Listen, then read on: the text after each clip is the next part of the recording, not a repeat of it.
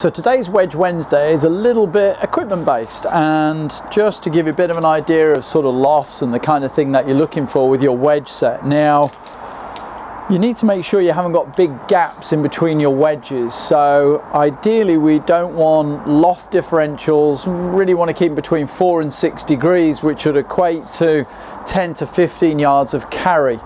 So what I'd recommend you do if you're not sure, the first thing is to find out what your standard pitching wedge is in your set. So for me, I have my pitching wedge at 45 degrees.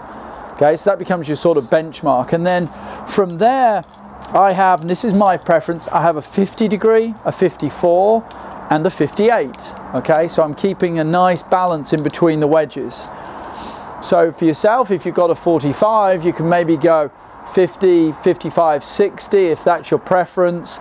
You could even maybe go 45 and then to a 52, though you're pushing the edge of the loft differentials, and then a 58 if you just wanted to carry 2 extra wedges. So you can play around with it a little bit, but ideally you want to try and keep the gaps no more, like we said, between 4 and 6 degrees, which gives you 10 to 15 yards of carry. But you do need to see what the loft is of your standard pitching wedge.